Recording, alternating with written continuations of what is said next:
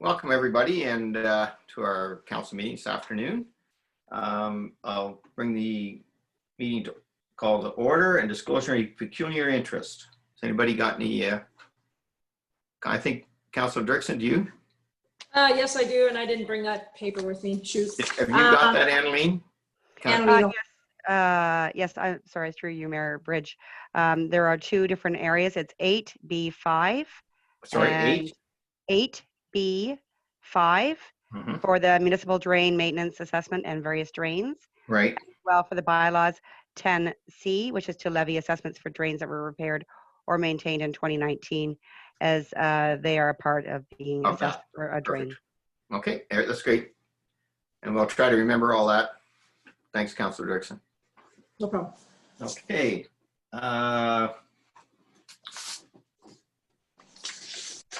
So I have a resolution moved by Deputy Mayor Turton, second by Councillor McKenzie, that the minutes of the October 20th, 2020 council meeting be approved.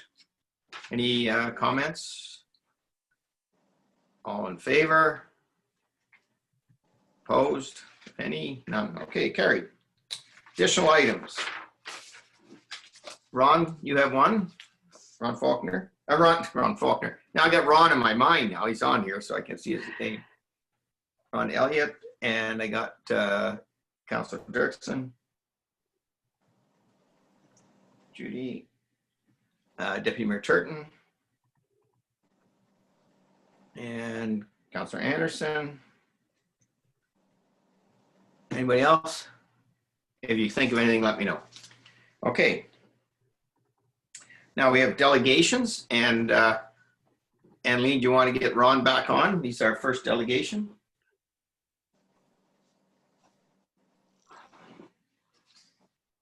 There he is. Okay, thanks. Wait, there we go. Yeah, I think Ron's, you're all there, Ron. You're good. And I think Annaline's going to share your.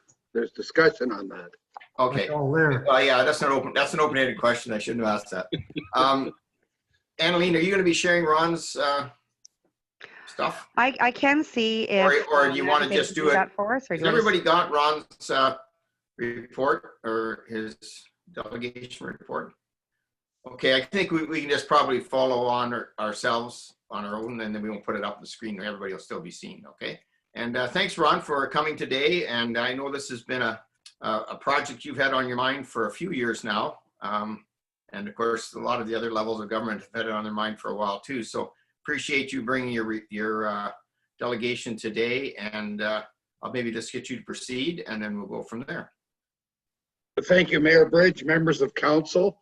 I really appreciate the opportunity to be with you today and to present this document. One of the things I would like to emphasize, that if many of you have friends in Northern Ontario and probably get their slant on bylaws and the use of OVRs up north, I'd ask you to just, if you could blank that out of your mind, because it's a whole different world up there. They allow OVRs in the city, anywhere on the streets, and because it's part of their way of life up there. Down in Southern Ontario, it's different. We're dealing with a higher population. We're dealing with smaller land areas, and also their trails are built to come right into the city, so or to the towns, municipalities, and ours are not. So it's a different game, and so I'd appreciate if we would focus on this document. What was the other thing? Oh, the other thing was that I was talking personally to a member of the ministry. He works out of North Bay, Mr. Ron Turcott, and he has given me some pretty straight advice, and I appreciate that. And I will share that with you, of course. And the other thing is to thank Mr. Forbes, our bylaw officer, who was most helpful in making less work for us, if I could put it that way. So the reason we're here is to encourage the town of Minto to pass and enact a bylaw for the use of OVRs or ORV, sorry, within the borders of the town. And as of July the 1st, 2020, ORVs, that's off-road vehicles, are permitted on all roads in the municipalities listed in Ontario Regulations 8-03. As of January the 1st, 2021, which is coming up very quickly, all municipalities listed in that Ontario regulations must pass a bylaw to prohibit or restrict their use. The difference is the town of Minto, because of something that's happened in the past, I'm assuming it's over amalgamation, is not part of Ontario Regulation 0803. So in actual fact, they are not permitted at present time on any road in the town of Minto. So unless we pass a bylaw restricting their use, it's going to be a dog's breakfast, because every municipality surrounding us, including Wellington North, Mapleton, North Perth, let's see now, Grey County, I'm going to just say Grey, Bruce, and Huron, all are on that list. And I want to emphasize that there is no deadline or need to rush to get on that list. It's referred to in the laws, the provincial laws regulating off-road vehicles. So I guess, and the reason then we need a bylaw is to make sure that we control the use of different geographic areas within the town of Minto, and including rules on speed, time of day, that type of thing. And I think the town can make life a lot easier for citizens. There'd be less complaints, and it would just be a well-organized, in my opinion, a well-organized piece of legislation. We studied 10 different bylaws, and I listed them there, and also contacted, as I said, Ron Turcott from the ministry. And this is a bylaw, in my opinion, that could be drafted and drawn to eliminate guessing. Right now, the Ontario Provincial Police enforcing these laws are doing a little bit of guessing, in my opinion, on what's right and what's wrong, and the interpretation of the law. I believe that in January it'll become very clear. If you'd like me to go through, I think one of the most important pieces of information is that page 1 of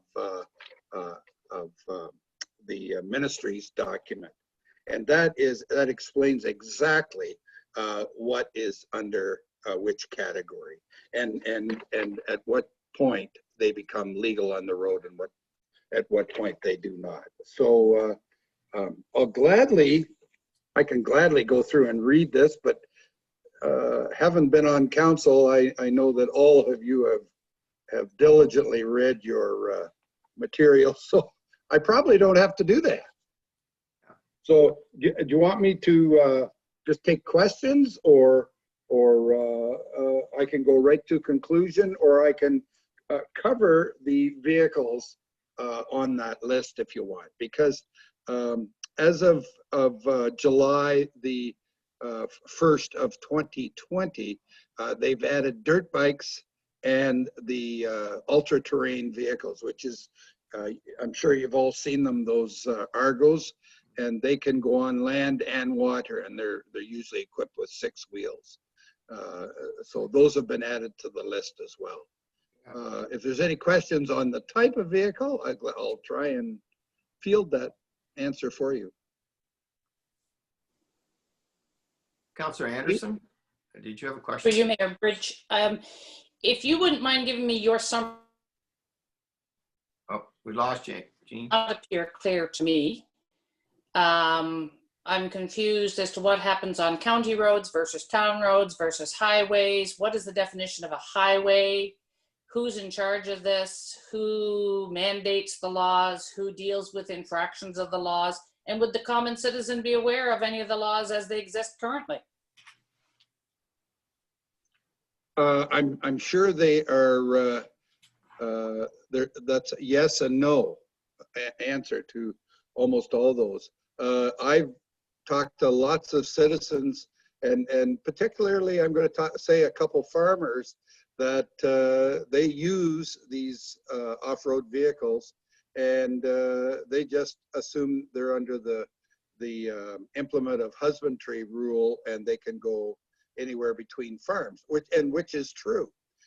Where it becomes a little difficult is when they're not using it for an implement of husbandry, and they get questioned on that.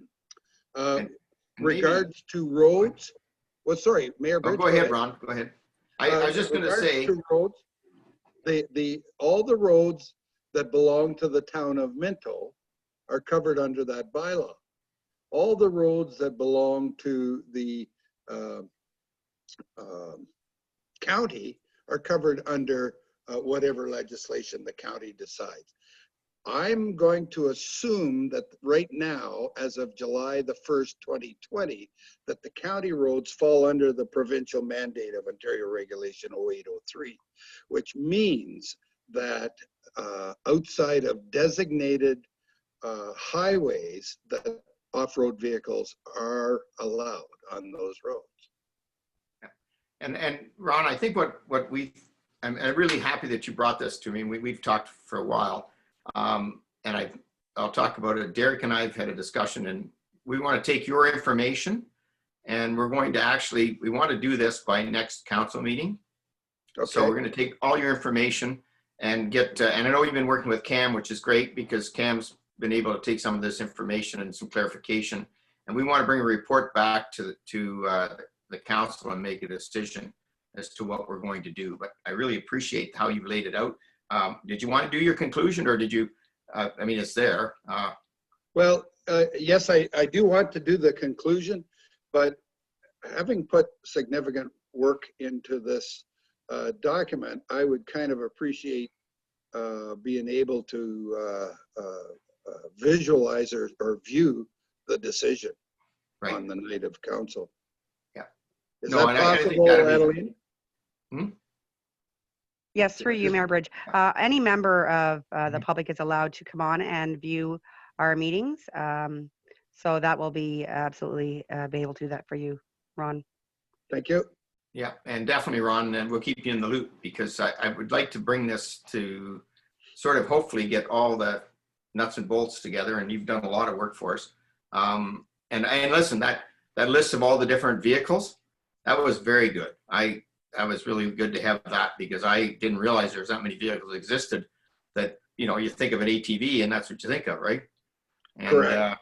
there's so many other things. Before I start on the conclusion, Council Anderson, did I cover all your questions? Not exactly. The other question I have is, do we have a current bylaw? No. No, we do not. We are mute on the subject. So just to be clear, according to the provincial legislation, people can ride an ATV, a three-wheeler, an off-road vehicle on the side of the road, supposedly at 30 kilometers less than the posted speed limit. Not in the town of According Minto. to legislation. Not in the town of Minto. So if Unless- we don't have a bylaw, they're not allowed? That's correct. So everybody who's riding those up the roads, that's illegal? That's correct. Okay. And who enforces that? That's a good Who would I question. complain when I watch a neighbor riding up the road on an ATV with his child unsecured on the front of the bike and not a helmet in sight? Who would I talk to about that?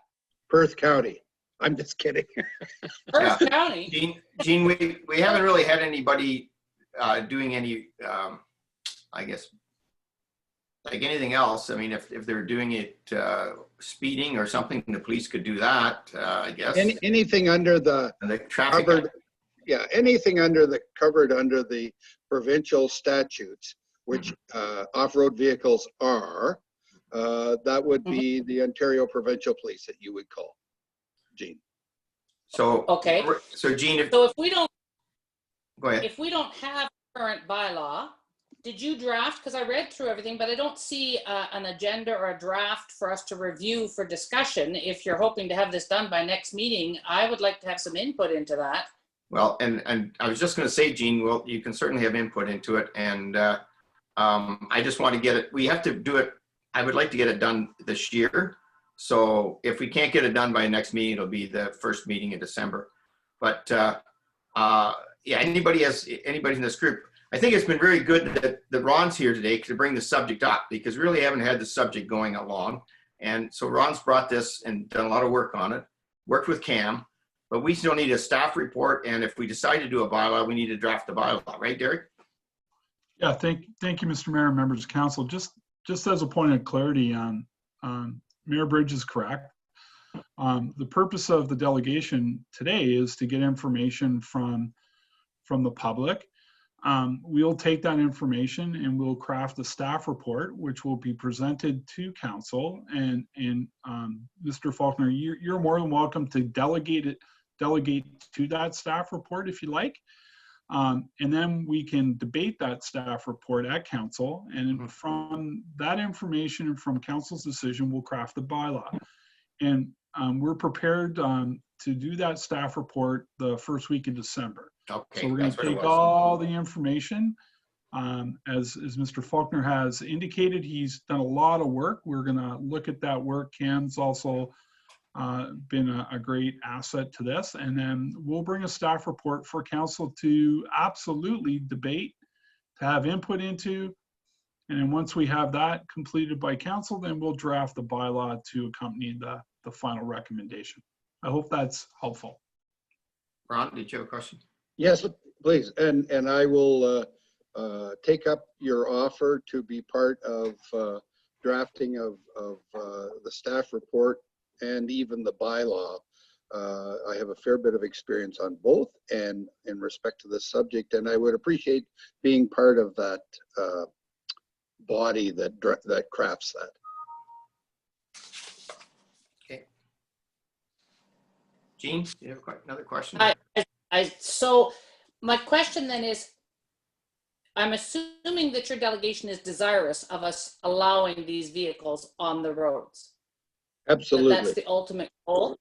Yes. And what is the purpose of them? What is the purpose of them being on the roads? Why do they need to be on the road?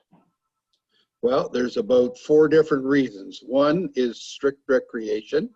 Number 2 is a mode of transportation from point A to point B. 3 is part of employment.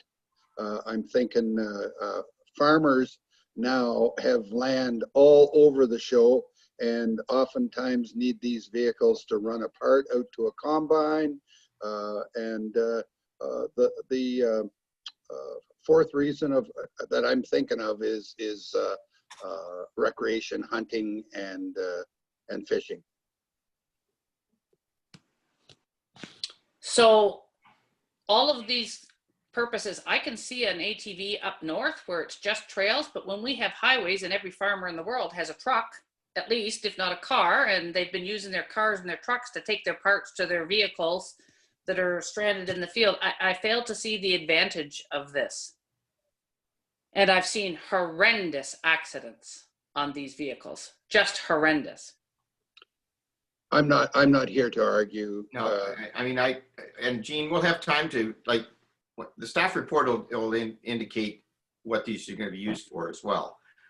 They're there now, and I've been waiting for a while. And Ron knows this. I've been waiting for a while for the province to finally come up with some kind of guidelines, because it was very patchwork otherwise. So the province has brought up the guidelines. So technically, you could run one down the highway and possibly the county roads, but maybe not our roads. So that's very difficult. So I think we have to let the staff come back with a report, Jean. You'll have input before the report if you want, or you'll have the report and we'll have that discussion. But there's lots of people out there that use these units, and it's changed over the last few years. And I think finally we got some direction from the province as to what we can, what rules are going to put in. So I'm kind of happy with that. I kind of turned it back to when we were trying to do our own smoking bylaws outside. And so we would say that you couldn't smoke in a restaurant, but the next door neighbor said you could. And so our merchants would say, or our restaurant people would say, wow, wow. And then finally the province said, you know what, we should stop smoking in restaurants. And that was the way it should be. It should be from the province side, so we don't have this patchwork. So this is some of the things we have to work through. So I think give Derek and the staff the opportunity to come back in first week of December, because we have to make some kind of program change here anyways, because we're a town, not a township, which is a little bit of a weird thing. If we were just a township, we'd be automatic into the system unless we want to ban them. And if that's the case, then everybody will have their opportunity to have that discussion. And certainly if there's people out there that want to come and talk about not having them at all, then that's be up to them. And we can certainly let people know they'll have that opportunity. Is that all right, Jean? Yeah, so what is the county's position on this? Because I'm not aware of any Minto roads that aren't connected to county roads. So And that's the point, Jean. That's what this report will hopefully spell out, because what I'm thinking is the county has they're going to have to allow their roads to be open. But I'll have to check into that. But I can't give you that answer today. Judy? Okay. So this is a topic that comes up frequently at the Wellington Farm Home Safety Association that I'm a council member on. And our understanding is that there are no roads in Wellington County that currently allow for ORVs, except, Highway 89, for instance, the north side, because it borders on West Grey, which is weird. You can get one way, but you can't get back home or whatever. Anyways, I don't really have really any questions, but so I'll wait for the discussion and debate later. But I wonder if you might want to talk to Walter Gross in Elma. He's the chair of no, he's not. He's secretary, sorry, of the Wellington Farm Home Safety Association. And he's done quite a bit of work as well on this topic. And so that might be someone that staff could talk to as well. Right. Thanks, Judy. And I say, just hang in there. This is a good discussion, but I'd like to have the whole discussion in the first week of December when we have all the facts. Okay. Thank you. Anybody else? Thanks, Ron. Very informative. Thank you. Thanks, Ron. Take care.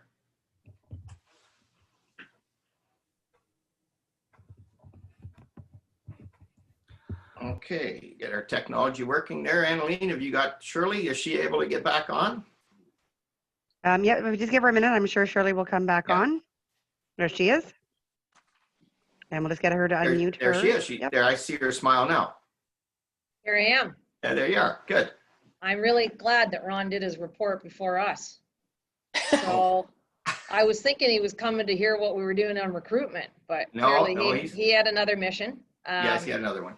Yes. Yep. So thank you, Mayor Bridge, for having us. I'll let Andrea speak in a few minutes. We're kind of sitting 6 feet apart here in the room, so I'll just turn the camera. Annalene, special thanks to helping get us all organized. This is a new way of us meeting council. It's the first time I've done this virtually, and kudos to you that it's going as well as it is, because I've heard some stories of other councils and it hasn't gone this well. So good work, guys. So I just want to give a little bit of a report on recruitment, kind of where we're at with things, where we're focusing our committee efforts. Andrew's going to hone in on the physician recruitment piece, because that's really what we're spending our priority on right now, or looking at as a priority. I want to flag a couple of other things that I'm sure are new to council, but just things in terms of recruitment, and then talk a wee bit about our plans for 2021. And as you know, this year has been a bit of a challenge for all of us, so it feels like a weird year, but we're hoping to kind of get back on track. So I'm just going to start, if it's okay, Mayor Bridge, I'll just kind of get started here, and hopefully there will be some time for questions. So in terms of current resources, just a reminder, we now have 9 physicians. Some people get a little bit confused because some of our physicians are in solo offices, some of them are in group practices, but they're really all part of the Minto Mapleton Family Health Organization and the family health team. And so try to remember that. And then of course we have 5 nurse practitioners from the Minto Mapleton Family Health team. And we have grown to almost 15,000 rostered patients. It's actually about 14,615. Every month it grows a wee little bit, and our practices are really at full capacity now. So the physicians have spent the last year identifying we absolutely do need to recruit. Of course, we can decide that, but it really, the physicians have to agree unanimously that that is a priority, and they have done that. And I've also had questions, well, why don't we just grow the nurse practitioners at the family health team? And unfortunately, there aren't resources from the ministry to grow teams. We're really lucky to have the team that we have. We're actually fairly robust in terms of our resources compared to some of the later family health teams. And so we're just really trying to maximize those resources as best we can. Nothing new to you, but we are experiencing lots of community growth, both in Minto and Mapleton.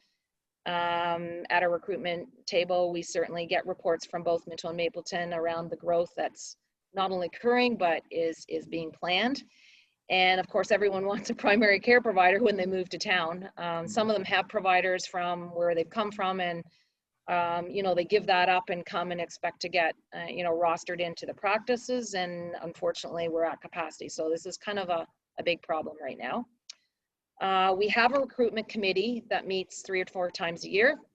Deputy Mayor Turton and Belinda Witt-Graham sit on that committee, and they help me also in between meetings. Belinda especially, we try to present our residents with swag bags, etc. And we often have some exchanges going back and forth to make sure that the residents are welcomed with our swag bags.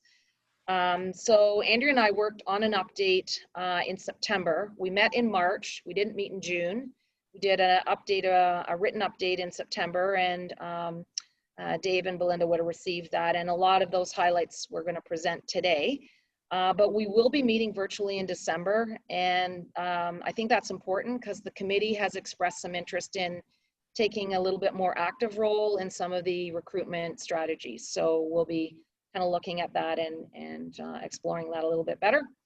And then I just want to say, really, we get tremendous support from the Minto, town of Minto, the staff and the council as a whole, and really appreciate that. This is a long battle. This, as you know, it's not quick fixes, and it's very competitive. So we're just going to try to keep working together. Over the past year, we have been focusing on physician recruitment efforts. Of course, things kind of died down a little bit with COVID, but our main recruitment strategy right now is to continue with our medical residents and our students. We've had really good success in recruiting a physician from that pool, and we're back kind of going with that again. So we're hoping to entice someone who's interested in the area. Reminder, they come for at least 2 months for a rural rotation. We try to expose them to the community and the practices, the hospital, the great work that's going on here. Just as a reminder, Sherry, the Fodman, has reposted our physician ad in Health Force Ontario, and I went on there yesterday. Oh my gosh, there are so many postings for physicians in very close neighboring communities. So there's a lot of competition, and most physicians who you would like to bring on will have several offers. And so they'll have lots to choose from. So I really think we in Minto Mapleton have lots to offer. We work really well together, and we have, you know, some things that make us stand out. So we're going to just try to keep profiling that. So I'm going to swiggle the camera around a little bit so Andrew can give you a little bit of report on physician and hospital stuff. There you go. Well done, Shirley. You're getting quite That's my the technology. I can't see that far, but I need to read, so I get my glasses if it's not going to work. Good afternoon, Mayor Bridges and council members. Thank you for having Shirley and I join you virtually today. I was hoping I wouldn't be as nervous virtually as I usually am in person, but unfortunately I'm still nervous. As with every organization, 2020 has posed challenges on how things are done with recruitment and retention. So one instance would be the McMaster Family Medicine Recruitment Day this year was held virtually by Zoom, and that was held September 21st. This allowed me to showcase our hospital and highlight our communities to medical residents looking for placements or places to consider working when they're finished their residency.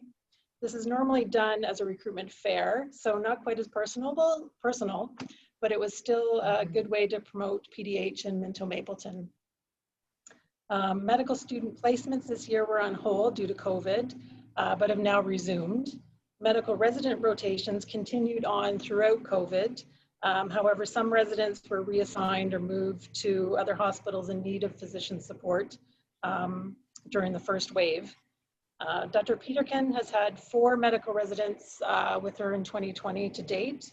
Dr. Deacon has started back with being the preceptor for medical students, with 1 just recently with him, and I'm sure there'll be plenty more as they're playing catch up, trying to get those placements in that were put on hold during COVID. So I'm sure he'll see quite a few knocking at his door trying to get that time in. And again, we are very fortunate that PDH is so accommodating for medical learners to experience all aspects of care if they want to spend time in ER, surgery, obstetrics, in addition to family medicine at the hospital or in the office. And I know, as we've said previously, learners share their experiences with their fellow learners, creating an interest for future students and residents wanting to have that same positive experience with us. And as Shirley mentioned, we are actively recruiting for a physician and look forward to hosting a potential candidate at the end of November. We're making arrangements right now for an itinerary to tour the hospital and both health centers and the area. So we're looking forward to that, and hopefully we'll have a positive outcome. A little bit about hospital recruitment. We've recently recruited a family physician as a locum to pick up emergency shifts at PDH. Dr. Dimitar Kolev. He was at, well, he still is at Groves, but he's recently been privileged to work at PDH and LMH, which is great. They can pick up shifts, cover physician vacation time. So it's very beneficial to have those locums on as well to help with coverage.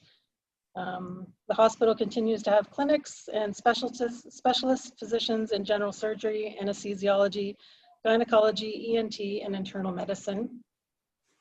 And 2021, we're looking forward to a fresh start and replacing our pop-up banners and pamphlets that we use for events and recruitment fairs, as well as the website. The current ones we have are quite outdated with very old pictures.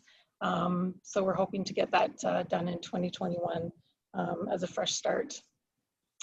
So, yeah. Thank you. Here we go. They are. Oh, there we are, looking good. Andrea, you didn't seem nervous at all today. Very nervous. Yeah, really good. So just a couple things that really haven't come to the recruitment table, but I know council has been hearing lots about. 2 really big needs in our area: personal support workers and our life labs in Palmerston. So I just want to make a couple notes on that. So we're really being challenged right now to fill positions for PSWs in rural Wellington. We're trying to, in essence, grow our own.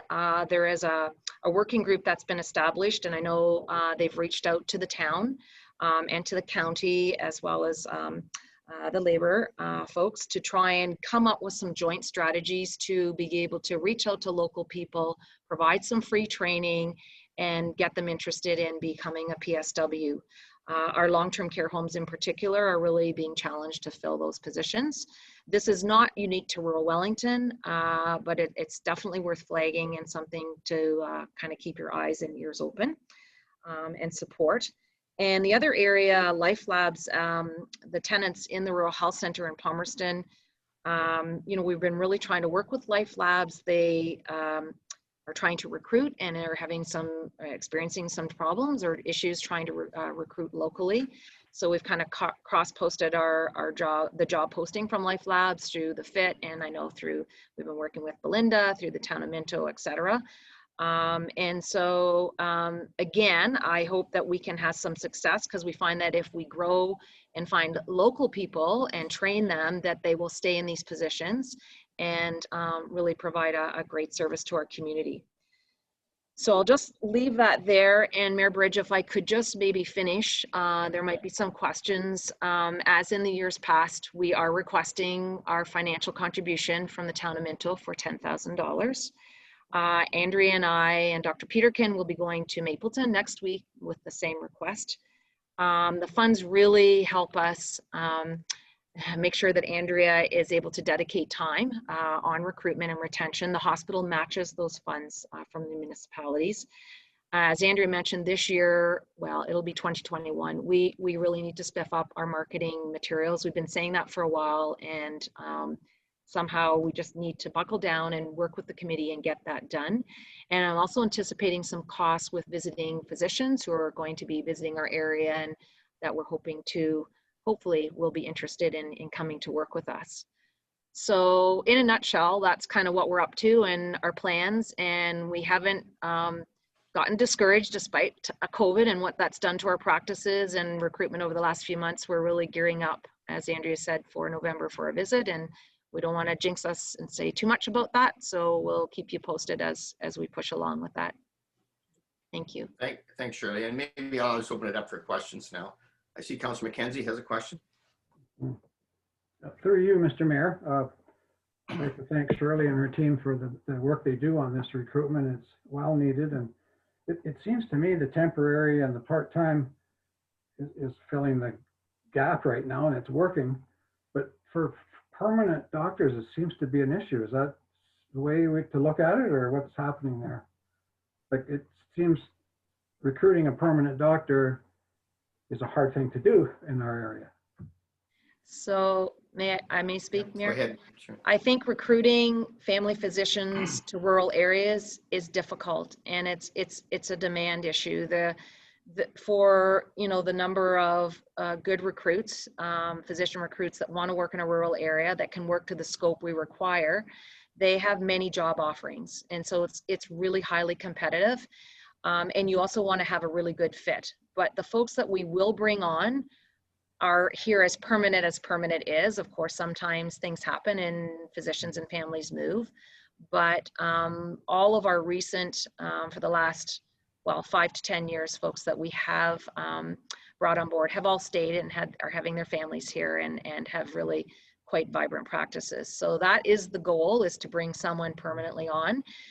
Sometimes we need some locums in our hospitals if someone's on a maternity leave or off sick, or we need to fill in some shifts, then we have locums to do that. And that's Andrea's work through the hospital to credential and make sure that we're well staffed that way. But ideally we're looking for a permanent physician. We're at 9. That's a new number for us. For years we had 7, and then we grew to 8, and now we're at 9. So we're obviously going in the right direction. Thank you. Thanks. Councillor Elliott. Unmute here. Thanks, Shirley, for coming out. It's a great report. The question I have, if you got a patient load waiting for someone, is there lots of patients waiting for physicians? Yeah. I know our physicians are full. What have we got for a new one coming in? Can we say you got a full patient load? Yeah, that's such a great question. So all the recruits in the past, we've been able to hand them over a roster of patients. So for example, when Dr. Cressy retired, there was a roster of patients.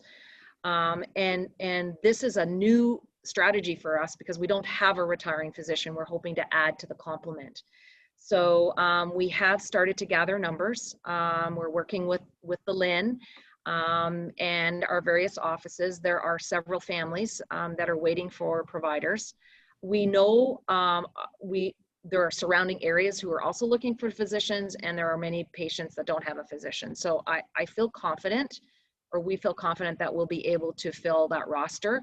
Most physicians, when they start, don't want a completely full roster. They want to start smaller and grow from there.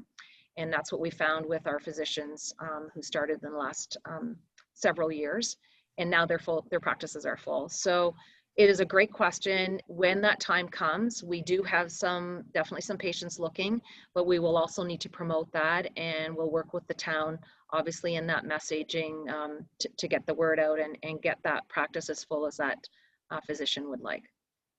Are any of your doctors at an overload?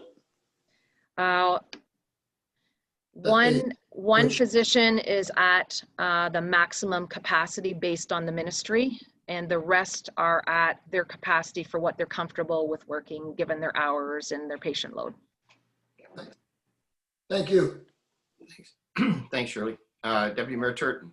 Yeah, thanks, Mayor Bridge. Shirley, Andrea, I've only been on the recruitment committee for a short period of time, but I know that you guys are absolutely committed.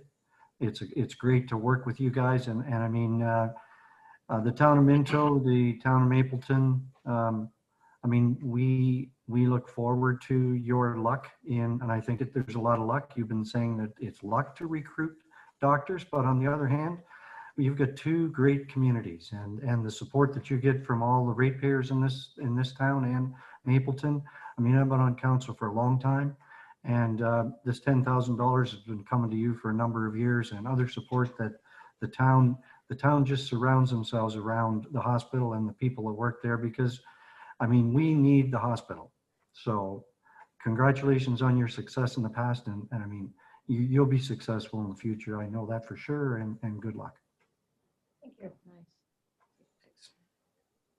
And just to finalize a comment to Shirley and Andrea, certainly make sure the town will use this as much as you can. I know you work well with Belinda. If you're doing some updates on, we have lots of really interesting pictures and different things that you can use from our archives, whatnot. So feel free to use us as much as possible. I think Deputy Mayor Turton hit it on the head there. From an economic development standpoint and from a health of the community, we need our healthcare workers, we need our hospital, both from the county and the town perspective. That's an investment we want to make. And I'm sure that your request for $10,000 from just seeing the group here and hearing them talk isn't going to be a problem again this year. It was money well spent, and keep up the good work. Excellent. Thank you very much. And Dave, you're right. It isn't just luck. It's maybe a little bit of luck. Yeah. But we never want to jinx ourselves. So we try to be humble.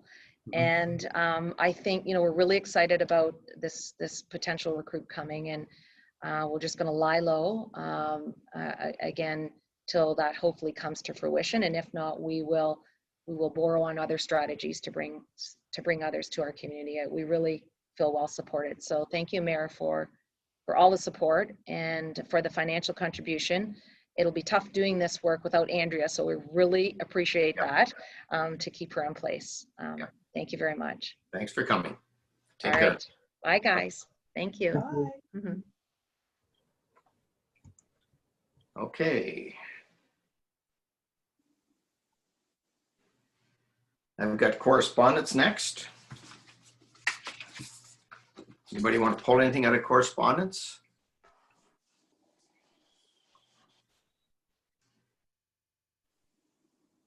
Okay, I have a move by Councillor Dixon, second by Councillor Gutson, that the Council of the Town of Minto receives the correspondence for information. All in favor? Opposed? Carried.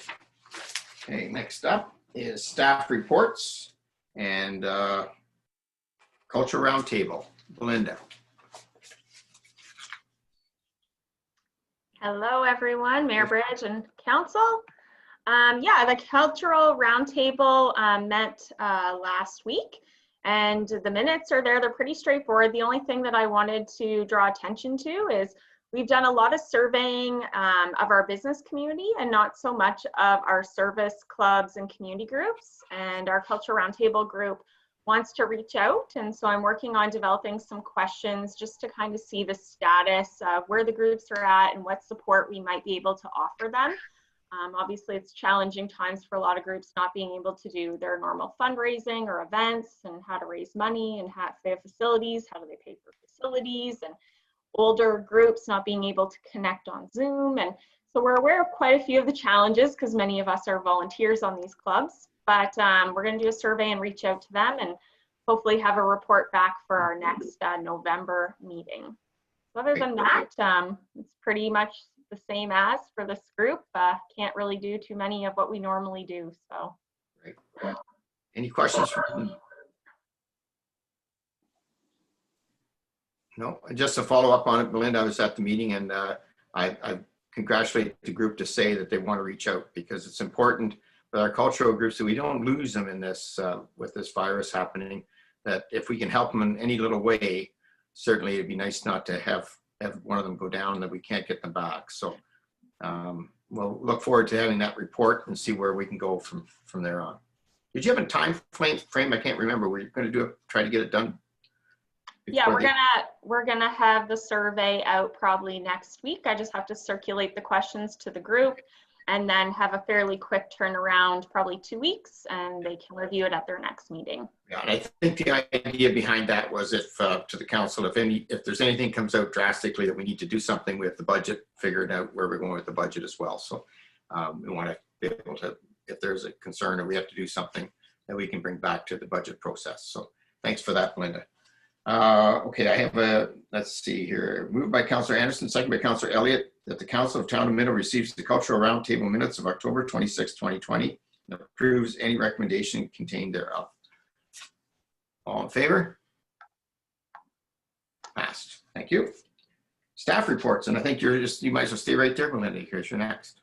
Okay, so yeah, this is again pretty straightforward. We have had this tenant at Launch It, so it's the ministry. It's changed its names like 3 times. It's the Ministry of Government and Consumer Services.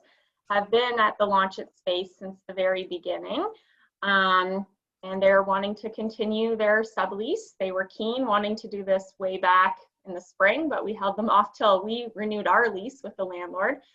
So the rate would be the same. The nice thing with this tenant is even when they're not in the space, we still get paid. So I don't know, they haven't been there too much lately, and we're still getting our paychecks. So it's a pretty straightforward agreement. Okay, any questions for Belinda? Okay, I've got a recommendation here, moved by Councillor McKenzie, second by Deputy Mayor Turton. The Council of the Town of Minto receives the October 27th, 2020 Licensing Extension Amending Agreement, Ontario Infrastructure and Lands Corporation report from the Business and Economic Development Manager, and considers the bylaw in open session. All in favor? Passed. Thank you. Thanks, Melinda. Are you still here? No, you're done. There you go. Okay, next up I have, what? Did you need something else? No, you're good. I think you're good. Yeah. Okay. Yeah. Next up is, we have Cam. Where's Cam? There's Cam. And this is on the report on the updating the exotic animal bylaw. There you are, Cam.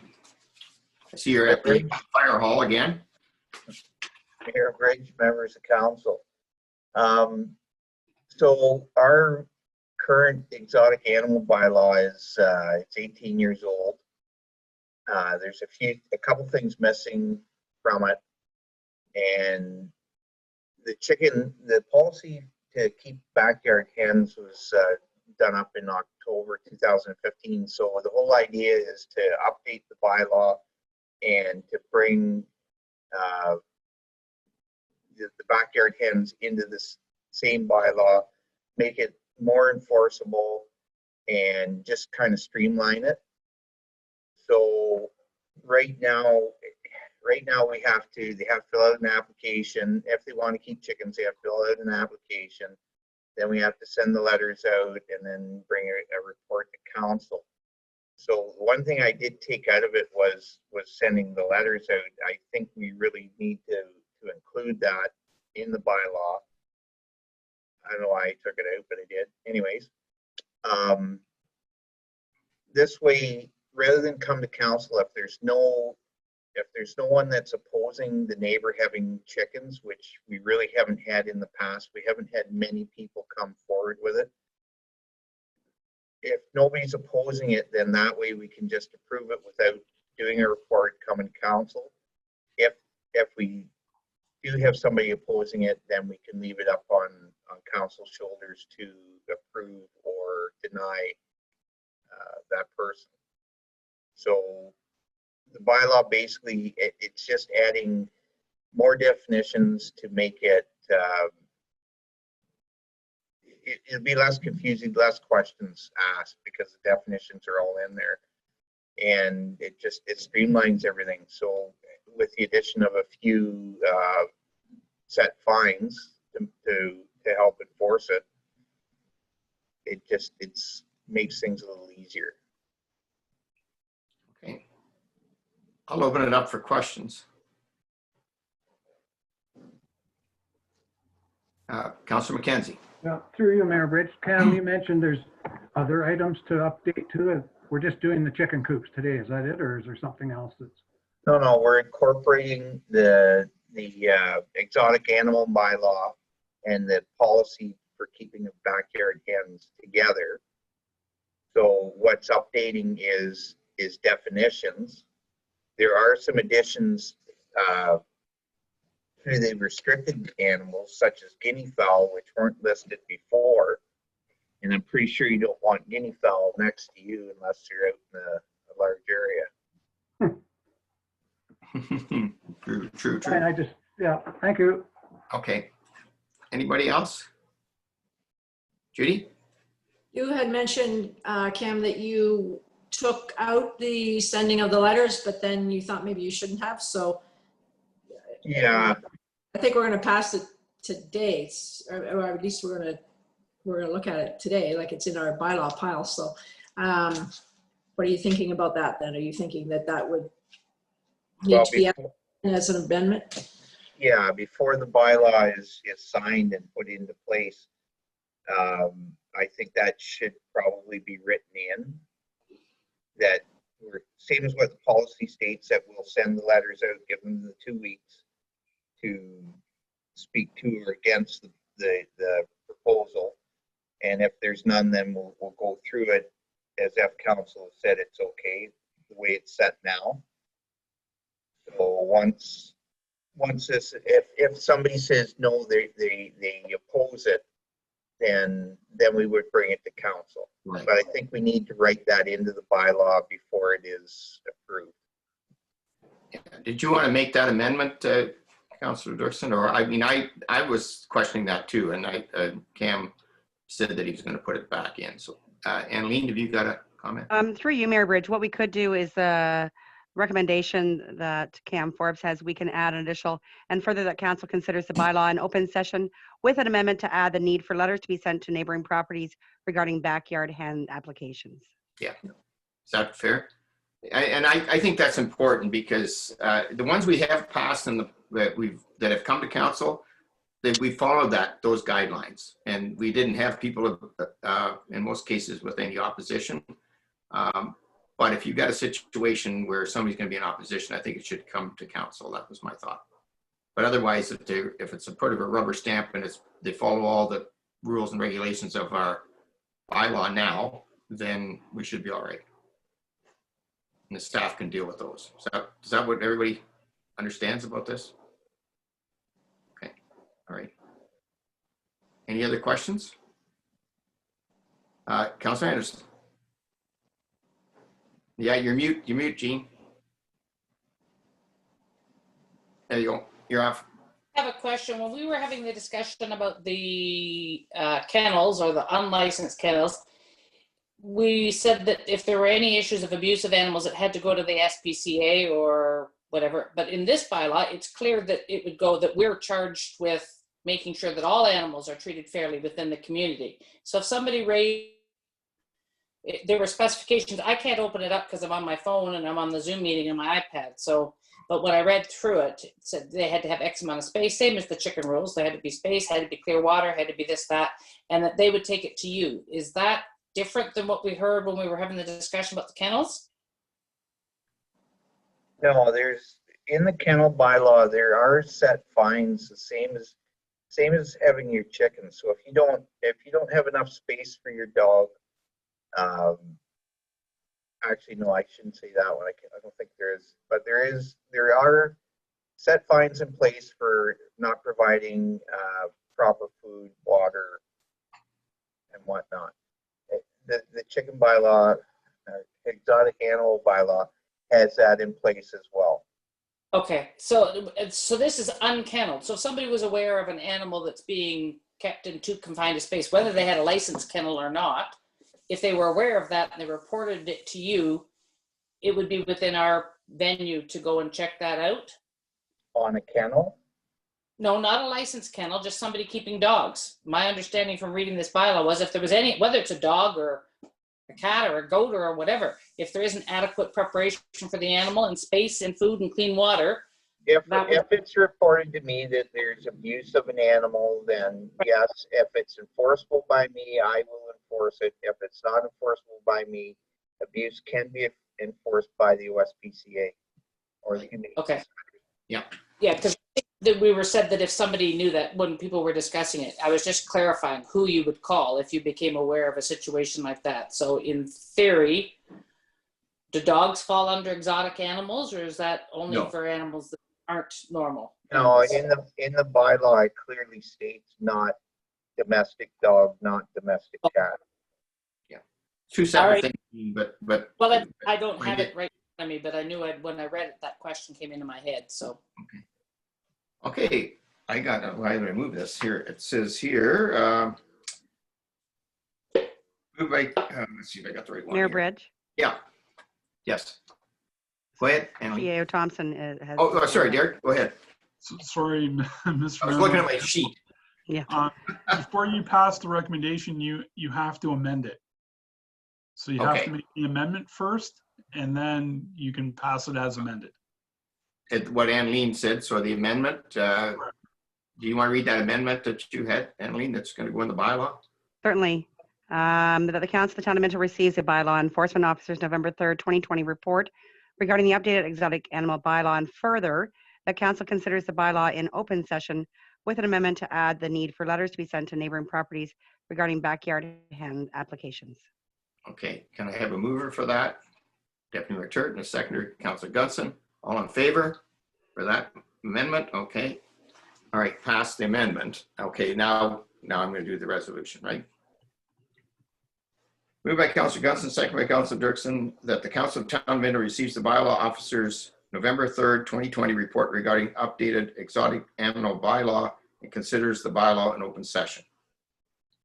All in favor of that? Opposed? Okay, passed. All right. Thank you. Now moving off to planning technician.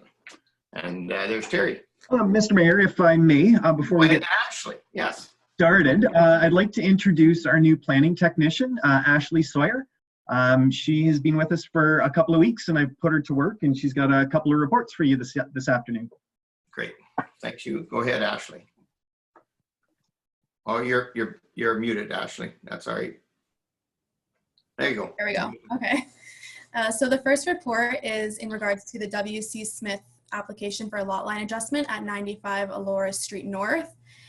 So essentially, they bought this piece of land to serve as an access point for an extension that they're doing on the back of their business. And they bought it from the Binkley family.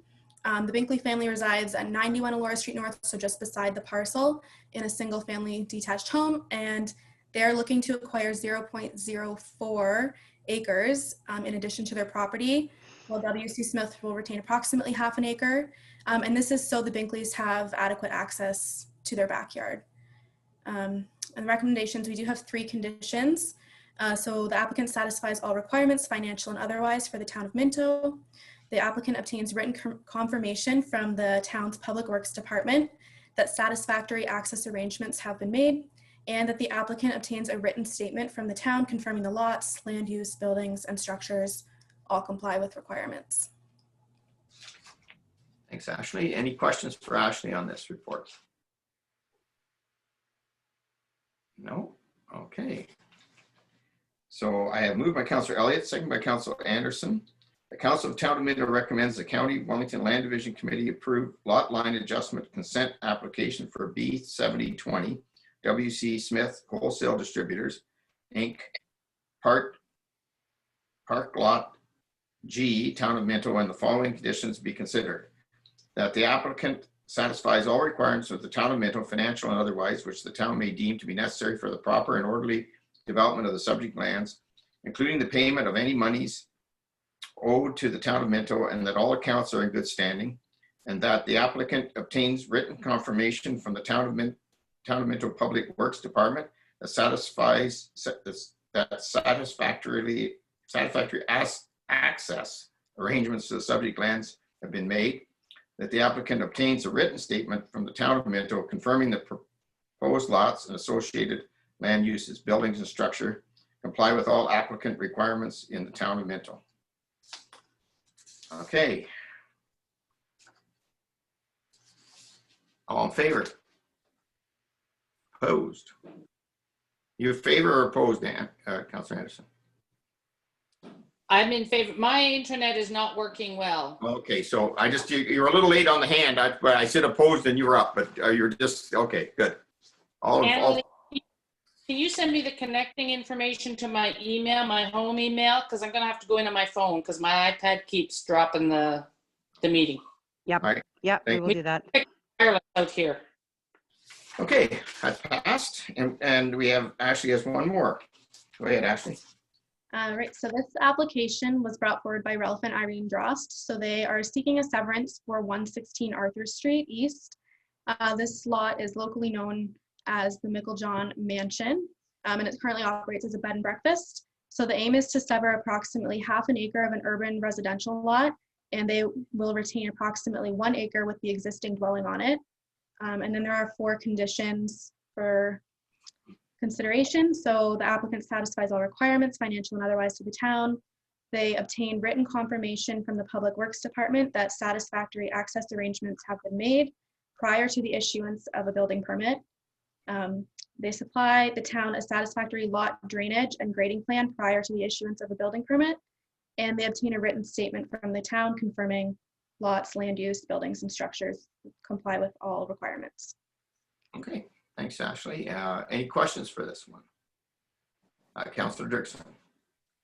Thank you, Mary Bridge. I was just curious. I see that the lot for frontage, for the severed lot, the minimum required is 12 square meters.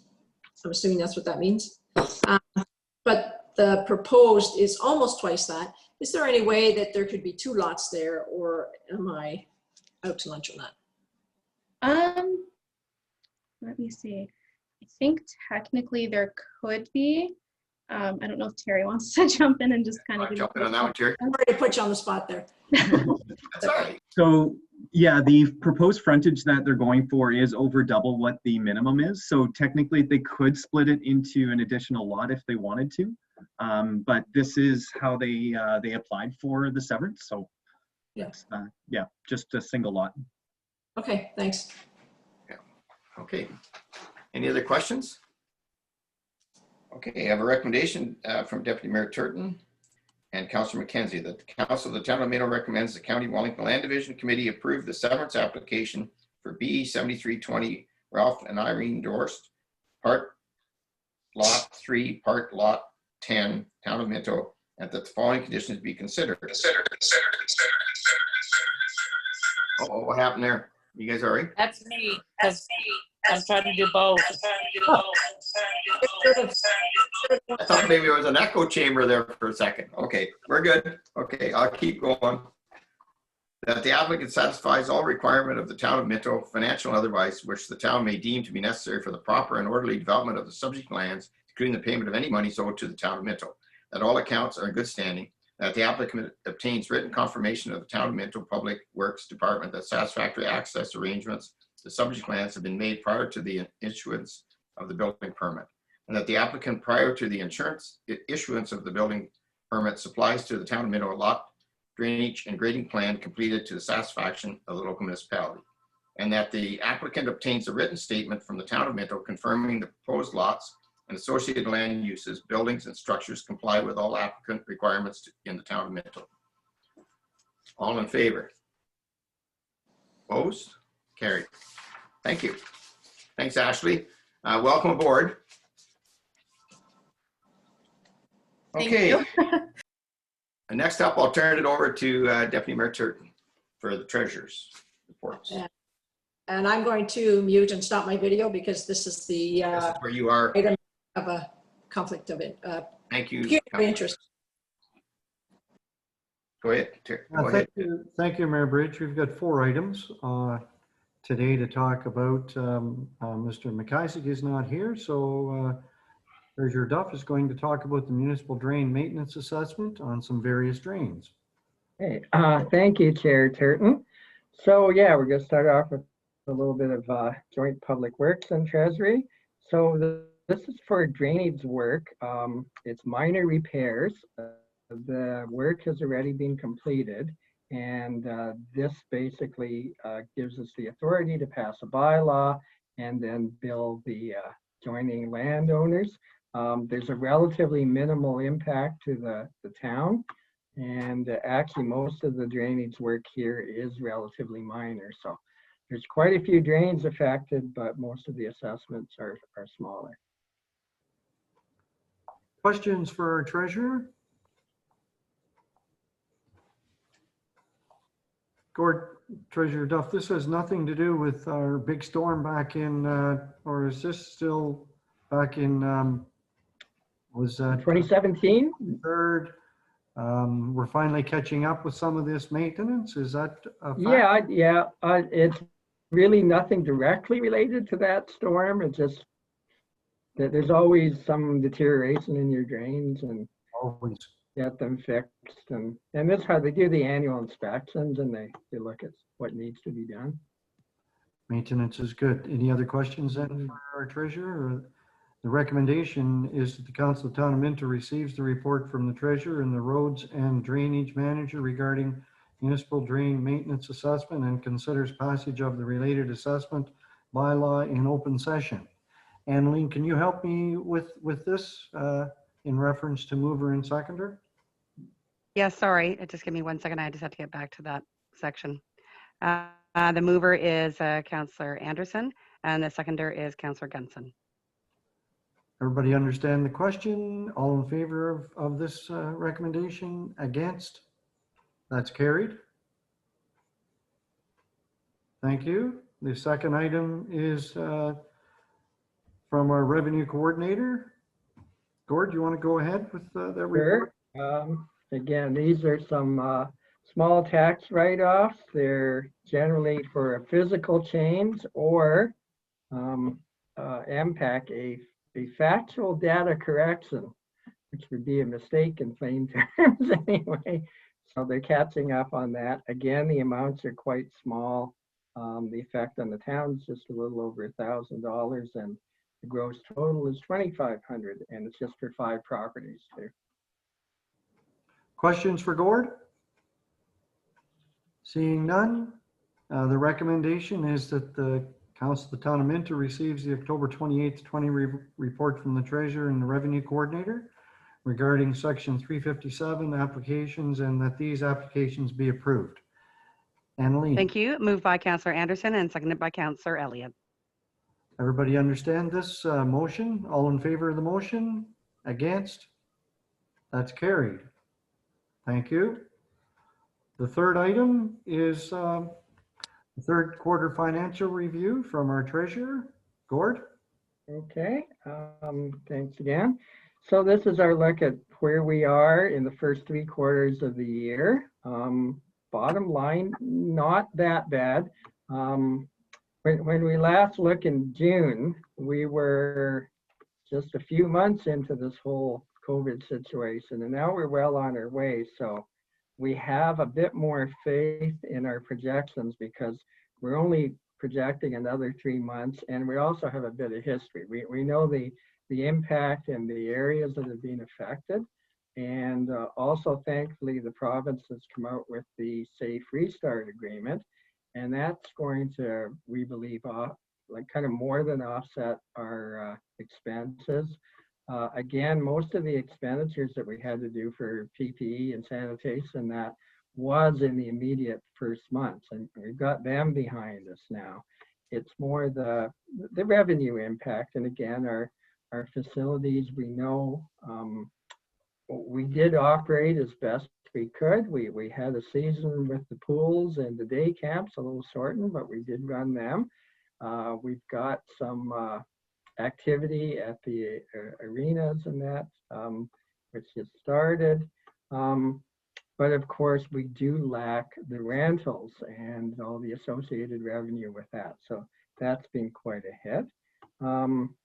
Our building department, as you can see, has kept busy throughout this, and the activity levels have been really good there. Economic, again, pivoted, done virtual when they can, really kept in touch with our business community, but of course we couldn't hold the events that we could either. Public works, like including water and wastewater, have carried on pretty much as normal. That's vital work. It's got to get done. And I know we were very worried at the beginning that we'd have this big drop in water, wastewater consumption. And I know I look at my activity, probably my overall expenditures are down a little, but basically what I'm not spending on gasoline, I'm spending on hydro and electricity and doing a lot of laundry and cleaning. So, and you can just see that impact. It's been pretty amazing what we've done. And yeah, so, and on the capital side, well, at the end of September, all our major projects are well underway. I think we're all happy to see the end of the Arthur Street detour. That was our biggest project this year. And so that's carried on. Ann Street in Clifford. Got the air conditioning into the Norgan and we're ready to go, and some fire equipment and that too. So nothing is completely normal, but I'm happy to say we're close to having like a reasonable year. Hopefully no more nasty surprises in the last couple of months, and I'm looking at green grass, which means we're not plowing, so that bodes well. So anyway, I'll entertain any questions. Questions for Gord? Go ahead, Councillor McKenzie. Yeah, through you, Chair Dave. Gord, the accessibility projects, I'm looking at the funding from there, or if there was any. We had various projects. Was it, how much money did we get from the county, or how many applications? We got our regular $10,000 allocation, and hopefully that'll continue. We've had it, I think every year we've come up with a project and been able to do something, whether it's accessible doors or ramps or that kind of thing. And we're anticipating doing that again next year. So if they're in different facilities, which some of them were, right? Yeah. We could have applied more than once for those projects. I believe it's only 10,000 per year. For each project though, I don't want to get into, I'm just saying that you're allowed to do that, I believe. But. Yeah. I think, Mark, unless I got it totally wrong, but I think Gordon can verify it, it's $10,000. It can be different. You could make other projects up to an amount of $10,000. But yeah, if you only get one $10,000 grant per year from the county. For each project? No, one total. Total Okay. amount. You could have 3 projects make up the 10, but I would love to get more, because some of the towns, as you know, Mark, don't even go for it. Some don't, but my experience on there is if you have more than one project, you can apply, like say, if they're all done in 1 year, you kind of beat, but if you have 2 or 3 years, you can put in 3 projects. Oh, I know what you're talking about. Yes, now you can if they're, yes, sorry, and go through you, Gordon, through you, Deputy Turton, sorry. Yeah, go ahead, Mayor Bridge. I just jumped right at you there, sorry. Yeah, that's fine. No, what Mark's alluding to, we changed the rules a little bit on the accessibility, because some projects are at the county level take longer, or they may be more. It might be a $30,000 project. You can take that over 3 years, but you're using, I believe it's only $10,000 per year. That's all we get. Is that right, Gord? Yeah, that's my understanding. You could do one large project spread over, or $10,000 projects in a year, or whatever you want, but it's only 10,000. Yeah. So they're all completed, are they? Yes. Yeah. Okay, thanks. Yep. Question? Councillor Anderson? Hi there.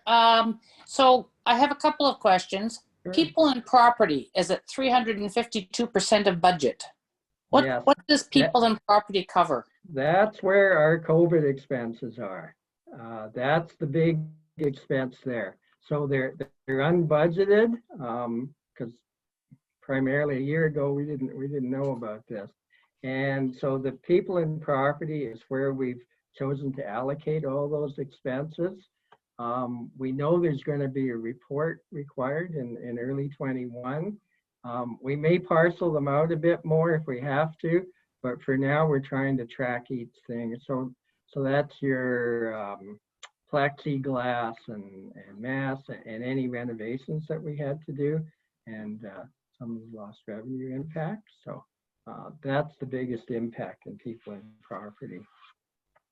So we only budgeted 77, but we've spent $300,000 on stuff for COVID. No, if you look, let's see. I don't know if I've got the details here, but I didn't have them printed out. What that includes is also the, I think some of the flood mitigation stuff in the early part of the year, that's in there too. And it's just anything to do with the response. There's some, I think maybe some lost revenue considerations too. So we've mitigated some of that with the Safe Restart Agreement. So we're going to offset some of the COVID expenses there and carry over what isn't needed to the next year. Okay. And then health services. What do health services include? So health services, we're going to change that going forward. But for now, health services, it's really health and social services. So we included the after school program in there, as well as the physician recruitment and those kind of things. We're going to reclassify a lot of that under community services for 21. Okay. And then Palmerston Fire Department is at 102% of its budget versus Clifford at 26. What did we do in Palmerston that? So a lot of that goes by the timing of their pay. Some of the stations pay once a year, some twice a year, and they've surveyed the firefighters, and they really like to keep that. I know Chief Harrow has discussed this, and that's why, like, at the end of the year they're going to be close. I think their volume is slightly down this year, but in the interim you see them a bit different. Okay, and then the only other thing was recreation services. I was surprised to see it at 93% of budget, which is almost the total year, when a lot of activities didn't happen. Would that be accounted for extra protection for COVID, or? Not so much. A lot of it is process related. So say that'd be your day camps and that. You needed more staff, and also for some of the services, you needed some time in between an event to properly sanitize. Right. So it's not necessarily physical stuff, but it's more labor to do the same amount of work. Or same activity. Yes, certainly. Cleaning adds a lot to everybody's jobs these days, particularly in the hospital. We spend half our time cleaning things. Totally. Okay, I was just curious about some of those things. Thank you. I believe that Derek has a comment too. Councillor Dirksen first, sorry. Okay, so I also had a question under the people and property, and I know you answered Councillor Anderson, but I'm just having trouble with understanding how those kinds of dollars could have been spent on things like plexiglass and masks. And you commented that maybe the recreation facilities, some of those rentals that didn't happen and so on would be in there, but would they not be under recreation? Yeah, reduced revenue in that too. I don't have it in front of me, but I'll send you the detailed report. Okay, that would be great. Yeah, that'd be good. That'd be good, because I've been asked questions about like how many dollars it's cost us as a town for COVID, and my understanding, they weren't talking about lost revenue at arenas. They were talking about like physical things that needed to be purchased. And yeah, no, it hasn't been that much. Okay, thanks. Thompson, Derek, have you, CIO Thompson, you have any? Thank you. Thank you very much, Deputy Mayor Turton. So a couple things.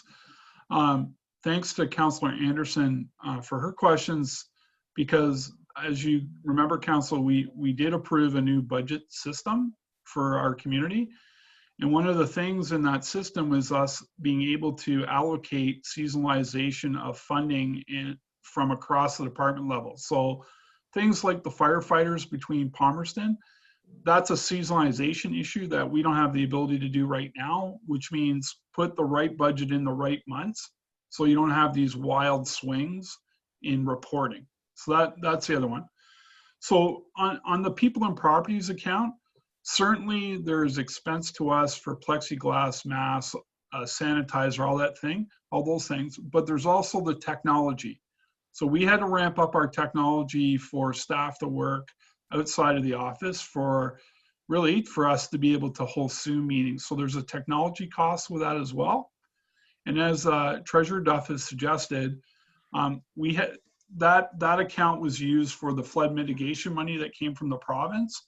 So it is an in and out transaction, but it does show up there. And again, just further reinforces the need for us to upgrade our budget system, which we're well on our way to doing now. But as Treasurer Duff has suggested, we'll provide you with the detailed line-by-line account of that so that you know exactly what the cost of COVID was besides just revenue losses. Okay. Excellent. Thank you, Mr. Thompson. Other questions? So, I mean, for the last 6 months, Gord, we've been pretty concerned as a council, what our numbers are going to look like. And I mean, we appreciate you putting these all together and giving these percentages. What about other municipalities? I mean, I'm sure you stay in touch with everybody. Yeah. What's the general? There's a lot of commonality amongst small municipalities, small rural municipalities and mixed municipalities. The impact is on what we're not doing, like the revenue rentals. The expenses are, I'd say, largely complete. They're known, and sure enough, and as CEO Thompson says, a big one is technology. I think I've maybe mentioned this before, but it's worth repeating. We had technology in place so that 2 people could work remotely at a time. Had that for probably 8 years, never been a problem. All of a sudden, we need 25 people. So we have to upgrade our internet connection. We have to, improve routers and things like that.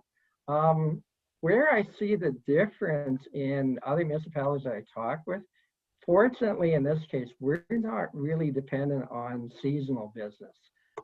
We're not a super tourist area too. So you've got areas where they're used to a flood of American tourists and cottagers. Those people are not shopping in their businesses and all that. They're also saying, why am I paying taxes? I can't even come into the country. Although their property's still here, they have fire protection and all that.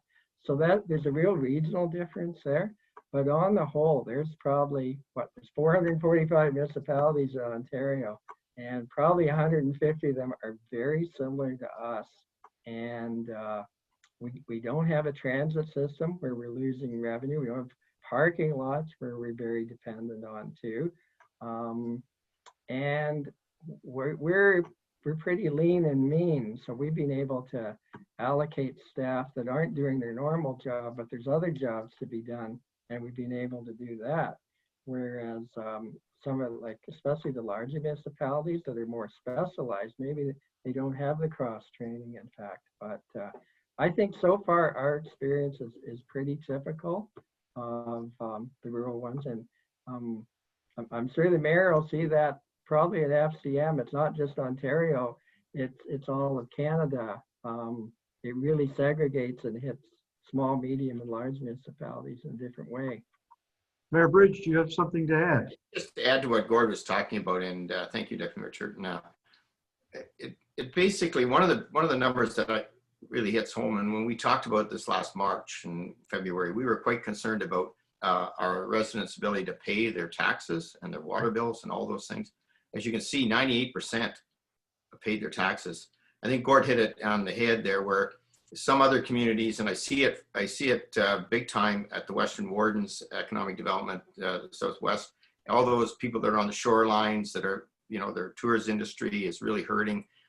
They've got businesses that can't pay their taxes. And we've been very lucky in the sense that our residents have been able to keep up to date with their taxes. In fact, amazingly well. And that's really helped us. And then the other thing that I know Councillor Anderson and Councillor Dirksen were talking about is and we're trying to pigeonhole where our costs are for COVID. And I must say that through the FCM and through the provincial government, I was really pleased at FCM when I was there for board meeting for our AGM, and talking about at that time, there's only 3 provinces that had come up to the plate to take the money from the federal government to give us the money we have sitting in our bank account, Gord, which is, I think, 241,000, was it? Or 241.6, yeah. 241.6, which made us sort of whole. Now we're whole, more than whole, but that the remaining, we'll have to know this is going to happen. We need another 6 or 7 months of this. So we're going to have to use some of that money up over next year, but we'll have a little bit of a surplus to going into next year from that money. But without that 241, we would have been down quite a bit more. And then, yeah, so that's my only points I want to make. Any other points? I think my point is this, that Gord and our staff have really went out of their way to keep our people safe. And so far, it's been good, exceptionally good. I mean, I just can't imagine having a positive somewhere in our town in reference to our staff, and I think we owe a big thank you to Derek and his team for keeping us safe, because I can't imagine. Mm-hmm. So if there's other questions for Gord? Seeing none, then that the recommendation for this is that the Council of the Town of Minto receives the Treasurer's 2020 third quarter financial report review for information only. And Moved by Councillor Mackenzie and seconded by Mayor Bridge. all in favor? Against? That's carried. Thank you for the discussion. The final is the auditor appointment. Gord, please go ahead. That's right. Okay, so for our last audit appointment, it covered the years 2017 to 2019. Again, we know we've had the KPMG Shared Services report came out at the end of 2019. So I had fully intended to work with some other Wellington County municipalities, mostly in the south end, and work on a joint request for proposal for auditors for the coming years. That's kind of been, probably went to the back burner here. So I have also talked with a couple of our neighbors, and I know they're locked into contracts which include 2020. So they're going to be coming up for renewal next year. Now, I did ask our present auditors to provide quotes for the next like 4 years, so council could have some flexibility if they wished. But right now it is statutory that we must have an auditor.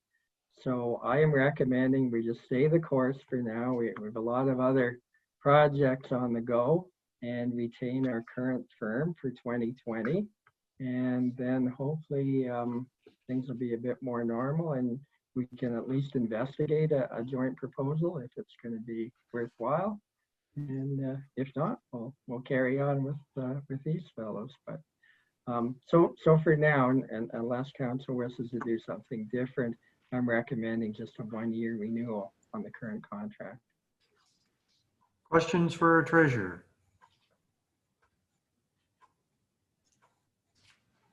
It's kind of the order of the day, the unknown. Yes, again. If there's no questions for Gord, the recommendation is that the Council of the Town of Minto accepts the Treasurer's report dated October 27th, 2020, and considers the passage to the related auditor's appointment bylaw in regular session. Through you, Deputy Mayor Turton, moved by Councillor Gunson and seconded by Councillor Dirksen. Thank you. All in favor of this motion? Against? That's carried. And I'll pass the chair back to our mayor. Thank you. Thanks, Deputy Mayor Turton, and I'll turn it over to Annalene, who's got a closed investigator report. Thank you, Mayor Bridge. So we have been using the closed meeting investigator through the County of Wellington for quite a few years, Mr. Maddox, who has now decided to retire by the end of this year. One of the municipalities that are going to go with the default closed meeting investigator through the Ontario Ombudsman. And that is what my recommendation is at this time. Okay. Moved by Councillor Elliott, second by Councillor Anderson. The Council of Town of Minto receives the report from the clerk regarding the appointment of a closed meeting investigator. Any questions on this? Pretty straightforward. All in favor? Opposed? Carried. And then I have one further one, I believe, Emily, did you? Sorry, through you, Mayor Bridge, the Oh, recommendation sorry, continued I with and missed that. further that the Ontario Ombudsman be the default closed meeting investigator for the town of Minto as of December 31st, 2020. Yeah, sorry, I forgot to read that part. Is everybody still in favor? Okay, good. That was the second page. I lost my pages there. Okay, thank you. Now we're to other business. And we turn it over to Ron Elliott, Councilor Ron Elliott first. There. I'm sure all council have heard about this, the closure of our facility and programs at downtown Harrison. I guess it's on Thomas Street. I'm not downtown, but close to downtown. Yeah, just off of Alora Street. There's been an awful lot of concern in the community about this. A lot of our citizens are losing a lot of time that was involved in programs at this facility. They went from 30 hours a week, and they're suggesting that they're making it better for them because they're going to give them an hour a week of one-on-one work, or at times even one-on-4. And I know a lot of parents, and I do know a lot of the clients that have been involved, because some of them used to come to the Norgan until they cut that out too. They felt that they didn't want them grouping for whatever reason. They didn't want them with their peers or with their friends. And it's very upsetting to both the clients, which is the most important, and it's very upsetting for many of the parents and our community. I think it's a needed program. I think it's been a great program. We've had phenomenal staff at that place, and we do need to have that. There's a petition, and I believe the last time I looked, there was 840 signatures, and petitions done through Facebook of asking that they continue on with the program. And to me, it speaks for itself. Wellington paper had an article on that, all about that one boy, for example, Gregory, he's missing his program, disappointed that we have several letters to the editor from parents and concerned citizens that are saying that. I know it's nothing to do with, as far as us operating at the town of Minto or the county or anybody, but I believe it's in our community, and I believe that we should be doing something to support these families and support these clients that need that kind of support. So I penned a small motion, and I'll read it to you. And I talked to Councillor McKenzie and asked him if he would second the motion, and he said he would. And it's moved by myself, seconded by Councillor McKenzie, that the Guelph Wellington Community Living consider its decision to close the programs offered at the Harrison-based building. We would ask that all programs continue as it was over the past several years. We look forward to your timely response, Council of the Town of Minto. And I believe we should forward that to the Guelph Association as well as we should forward to the county, because I hear there's some interest from the county too, because other communities are also losing their programs and such like. So I would just open it up to anyone to, after I've read that motion, if anybody else has any comments or questions. I'm sure you all do. All right, Councillor Deputy Mayor Turton and Councillor Dirksen.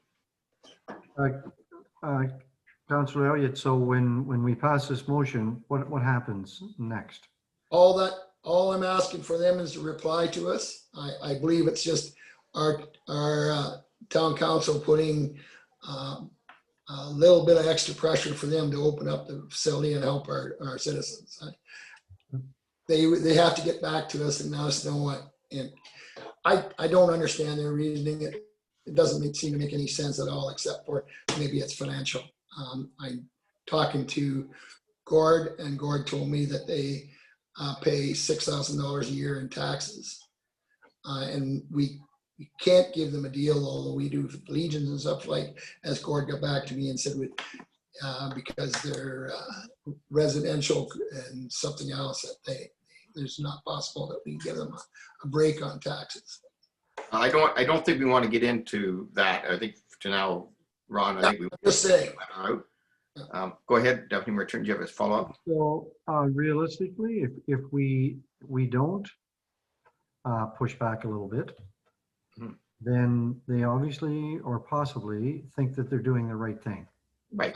And I know that I've talked to different people as well, and there is folks that are very disappointed because they're children and they look forward to going there and enhance their learning. I mean, it's good for these children to get out, and I think we should try and push back a bit. Yeah, thank you. Councillor Dirksen? Thank you. This is what I wanted to bring forward as well. I would suggest that I actually checked with someone to see what we should call these folks, and children's not it. It's individuals with specialized needs. So I think we need to use that terminology, if that's the right word. Also, thanks for putting the letter together, Councillor Elliott, but I really think it should come from, I really think our staff should craft it so that it ends up on a letterhead and so on and so forth. And I think you said, did you say consider the closing? Like, I would like to have that say reconsider, obviously, but maybe I just didn't hear. I said that they would reconsider. Okay. Sorry, I just heard consider. So yeah. I just want. But anyways, yeah, I think this is really important that we take a stand on this, because it certainly affects a large number of people in our community, and it's not just those individuals that have been attending the programming, but it's also the families. Like this supplies an important respite period for them as well. Some of these families. Some of these clients are not even family members. They're clients, or they're people that families have invited into their home, and they care for them. So there isn't even a family relationship there, and they're looking after them. Some people are working full time, and so they need this program to look after these individuals while they're working full time. Like, there's just all kinds of cases out there that it's just really thrown a wrench into a lot of things, and they're not having that, these individuals are not having that, this really improved their sense of worth and their sense of belonging and so on and so forth. And so I mean, I'm 100% in agreement. I just kind of think maybe it should come through our staff so that it ends up on letterhead and that it gets checked out. We could include this motion. I think we should have a motion. We could pass it off to Derek and our staff to reword it, whatever they wish, but the bulk of it we could pass that today and have them rework it. I did send a copy of this to Derek, and I don't have a problem with it as long as he'll initiate the program. We've got to pass something today. Okay, Ron, I'm going to get Derek to make a comment and then come up with how we do it. Okay. Yeah. So through you, Mr. Mayor, to council. So certainly, the way that the motion is worded now is fine. We'll take that as direction to craft a letter on behalf of the mayor and council to Guelph Wellington Community Care, stating what is the obvious, that we want them to reconsider the decision in their canceling of the daytime programming in Harriston, and that we would also request a response back from them so that we could share that with all of council. So I think the intent is pretty clear of what's to be done, and we certainly would craft that on behalf of the mayor and council and send it in as such. Great. I think it's important also that the county get a copy. Talking to the mayor, and the mayor said that they're very interested in this too. Yeah, there's been a couple county councilors have approached the county as well. So I've just seen some correspondence. So we'll copy the county, I think. Jean? Are you're muted, Jean?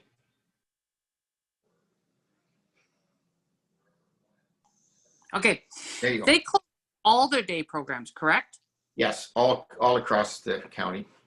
Because that has to be a tremendous impact, as everybody has said, on their families. Like, what are they to do? How are they to manage this? And the impact on the young adults, most of them are young adults, is just devastating. So I fully endorse this, but I'm thinking it whether the county has spoken to, or we take it as well from the county, or we can make a request for that the county endorses our letter, or goes to everybody, right? Yeah, I think we'll copy the county, and I think the county will probably, through social services or something, they may have some more information. I just noticed there was a bit of communication going on today from a couple of county councilors asking for the county to look into it as well. So okay, I just don't know where that's at yet, Gene, but we'll keep you up to date there.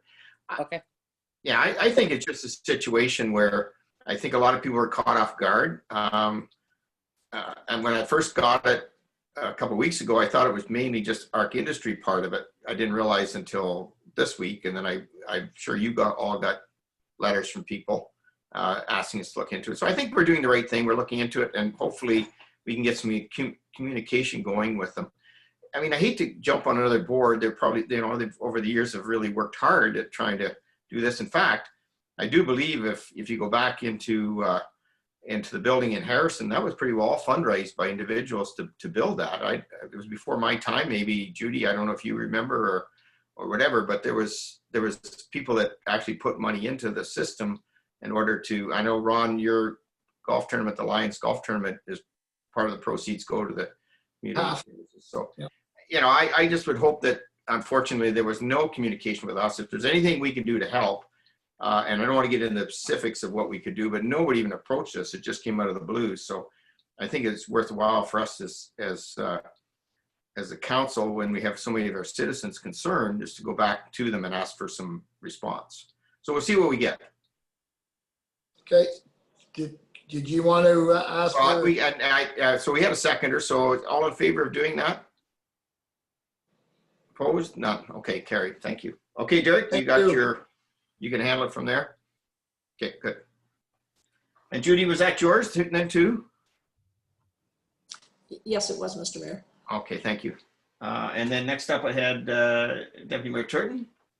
Yes, I just wanted to make everybody aware of this. Has everybody seen this? What's that, David? You're moving it around. Report of the community. Okay.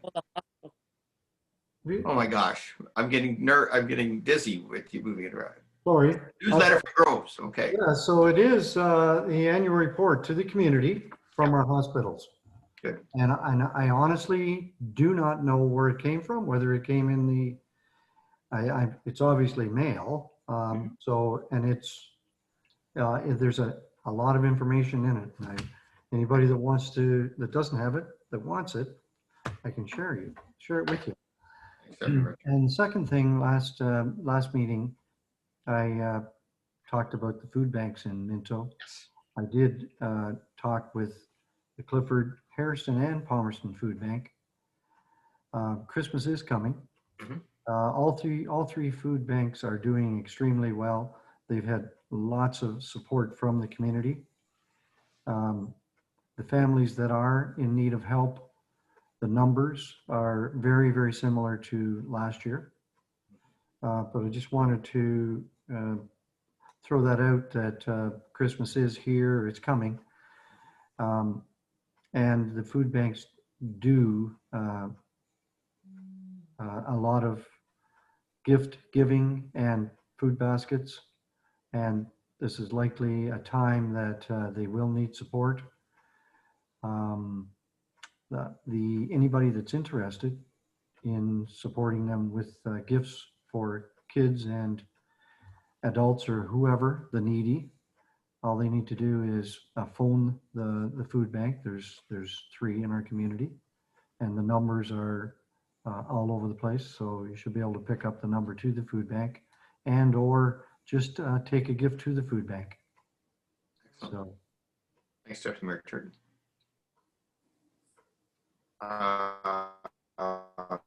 Chris. Thank you, Mr. Mayor. I'm sorry, I wanted to, you want to speak, Chris?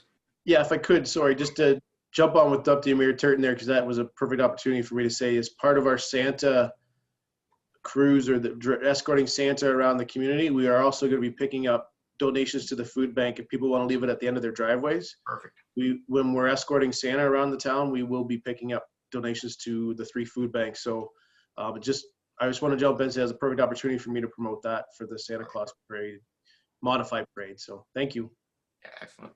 So Chris, dates and everything are set up for the month? Same dates as always. The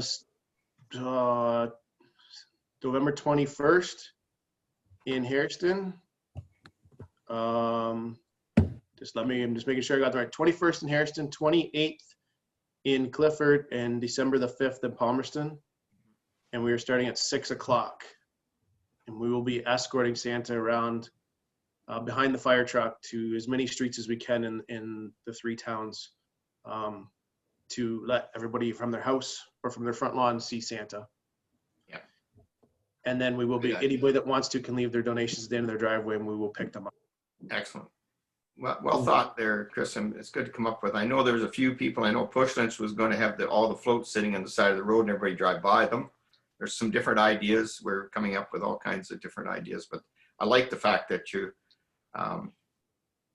going around to the town. I was in a parade once in little town outside of Barrie, and it was a centennial parade, and I thought that we had this outfit from the Barrie Fair, and the poor girl was in there, and it was 100 degrees out there in the thing, and I said, no big deal, it's just sorting, and just going down the main street and then going to the arena. They decided to do every street, just like you're doing. I've passed out on me almost. I had their fan broke, so yeah, good idea. Deputy Mayor Turton, I have to give Councilor Anderson a chance first. Just on that, Chris, how do you get that information out to our folks? I'm sure it'll be in the website. It's going to be on the websites. We've launched it. We've launched it on our Facebook page, and actually had a lot of conversation with people today on Facebook. It'll be on our Instagram, and it's already been in the papers for those that don't have social media. So we're blasting it out as best we can right now to get it out there. So thank you. Okay, Councilor Anderson, sorry. No problem. So I just wanted to let people know that David and I are going ahead with our Christmas dinner with modifications, of course. We won't be having a sit-down dinner. We won't, there's no way to put that number of people in there. You'd have to have like 6 settings, but we will be cooking the meal, preparing the meal, and organizing takeout or pickup, similar to some of the church suppers have done recently. We haven't quite got all the details worked out, but my request now is to just let people know. I'm going to see about getting something in the paper, but we need to let people know to contact us if they're looking to have a dinner delivered or whether they can. So we will be working on that and figuring out the logistics, but it is going ahead. Thanks, Councilor Anderson. And, Judy, go ahead. And I'm sorry I didn't think of this earlier, but normally at this time of year, I'd be telling you all about the Remembrance Day Services and inviting you and telling you to make sure you got to at least one of them. However, this year, they're going to be a pretty small event. So in Clifford on the, is that the 8th of November, I guess it is, there will be a very small group of Legion members and a very small short service at the Cenotaph on the Sunday afternoon. And then in Hairston at 11 a.m. on the 11th of November, and it too will be very short, and they are not inviting public members to attend. However, if anybody does show up, they need to wear a mask and be physically distanced. So there's no inside services this year. I would imagine Palmerston is doing about the same. Palmerston, I think Judy is, yeah, sorry, I'll just give you Palmerston. I just got a call from Palmerston. They're going to lay the town, the county and whatever. And so I'm going to lay that, but there's nobody there. other than if there's a few people straggle by. Yeah, I guess they're going to pre-lay the wreaths at Clifford and Hairston. Okay, yeah. So anyways, it's going to be but anyways, it's still important to remember in our own way. And there are lots of TV opportunities too, or you can have your own service or whatever, but just make sure that you spend a little bit of time thinking about the veterans and what it means to us as a community and as a country. Thank you. Of course, you took one of mine now, Judy. That's fine. Oh, I'm sorry. That's all right. No. Actually, and the only other one I had, I just got a note, and Gord, I was going to do this in your report, but I did get a note from Randy Pettipiece just reminding everybody that the oomph money is out there. I don't know if everybody saw the note or not, but we're not too unhappy, Gord, are we, with the fact that we're $20,000 less than last year? But that's not a bad thing, and we know already that we're where we're at, so that's good for our budget process. Do you want to say anything to that, Gord? No, I really breathed a sigh of relief when I saw that. I was quite pleased because I know in the last couple of years we've had reductions quite a bit greater than that. So yeah, it's interesting. And again, I looked at a lot of our neighbors, and it's hard to see a pattern. No, It really is. there's no pattern. But anyway, yeah, it was good. Good news. Yeah, it's good news. And in fairness to the province, they didn't reduce the amount, but they, as you know, there's a formula based, and some people get more and some people get less, or it changes around each year. But $20,000 isn't bad. I think we were $60,000 last year, so this is a good news scenario for our upcoming budget. Okay, that's all I have for other business, unless anybody else has something. Anlene, do you want to read the bylaws? I'm getting tired. Yeah, absolutely, Mayor Bridge, no problem. Thank you. That'd be bylaw 2020-73, exotic animal bylaw. Moved by Deputy Mayor Turton, seconded by Councillor Mackenzie, that bylaw 2020-73 to regulate the keeping, licensing, control, and welfare of certain classes of animals in the town of Minto be introduced and read a first, second, third time, passed in open council and sealed with the seal of the corporation. All in favor? Opposed? Carried. Okay. Bylaw 2020-74, Auditor Appointment. Moved by Councillor Dirksen, seconded by Councillor Gunson, that bylaw 2020-74 to appoint a municipal auditor for the fiscal year 2020 be introduced and read a first, second, third time, and passed in open council and sealed with the seal of the corporation. All in favor?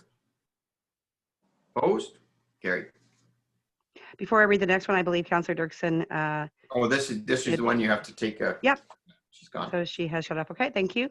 So bylaw 2020-75. Moved by Councillor Anderson, seconded by Councillor Elliott, that bylaw 2020-75 to levy the assessments for drains that were repaired or maintained under Section 74 of the Drainage Act for 2019 be introduced and read a first, second, third time, and passed in open council and sealed with the seal of the corporation. All in favor? Opposed? Carried. I'll just wait for Councillor Dirksen to come back on. There she is. Okay. Moved by Councillor Mackenzie, seconded by Deputy Mayor Turton, that bylaw 2020-76 to authorize a license extension and amending agreement with Her Majesty the Queen and Right of Ontario, as represented by the Minister of the Government and Consumer Services, be introduced and read a first, second, third time, and passed in open council and sealed with the seal of the corporation. All in favor? Opposed? Carried. Moved by Councillor Gunson, seconded by Councillor Elliott, that bylaw 2020-77 to confirm actions of the Council of the Corporation of the Town of Minto be introduced and read a first, second, third time, and passed in open council and sealed with the seal of the corporation. All in favor? Carried. Moved by Councillor Gunson, seconded by Councillor Dirksen, that the Council of the Town of Minto adjourn to meet again at the call of the Mayor. Anybody opposed to that? All in favor? Carried. Thank you for a good meeting, everybody. Take care. Stay safe.